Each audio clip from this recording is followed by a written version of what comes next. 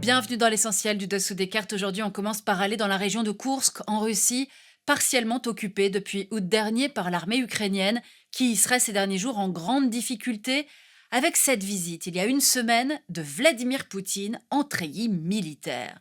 La tenue est inhabituelle, de même que les visites du dirigeant russe sur le front, au moment où l'attention médiatique est portée sur Donald Trump et sur ses tractations avec Moscou et Kiev pour obtenir un cessez-le-feu. Poutine envoie par cette image et cette tenue vestimentaire un message clair. Il est un chef de guerre, d'abord et avant tout, qui n'est pas pressé de faire la paix à n'importe quel prix. L'occasion pour nous de mesurer à quel point c'est toute l'économie russe qui est tournée à plein régime vers cet effort de guerre, même si cela a un prix, vous allez voir, sortons nos cartes. 2025, la Russie bat ses propres records de dépenses militaires. Près de 40% du budget fédéral est consacré à la défense et la sécurité nationale, soit presque 10% du PIB.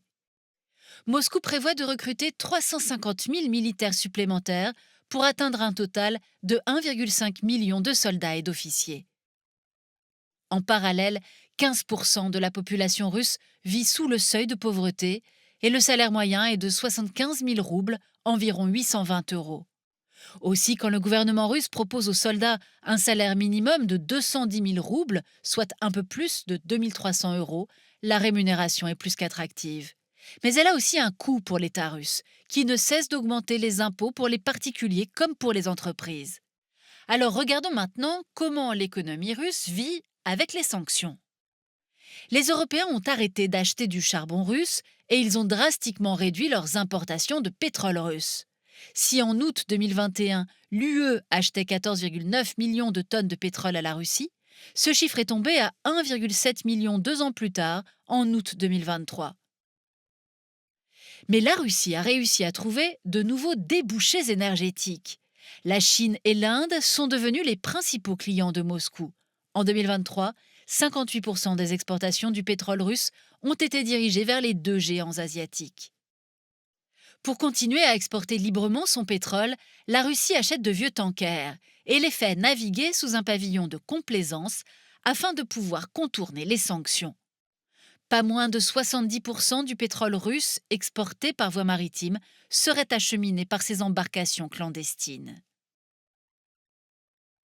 En parallèle, la Russie est confrontée à une spirale inflationniste. En 2024, la hausse des prix était officiellement de 10%. Et ce sont les classes moyennes et populaires qui en payent le prix fort. Ainsi, le prix du beurre a augmenté de 36%, celui des pommes de terre de 92%. L'économie russe est donc résiliente, on l'aura compris, mais cela a un coût pour la population, raison pour laquelle Poutine n'a rien contre le fait de profiter du retour de Trump pour sortir de son isolement, mais à ses conditions.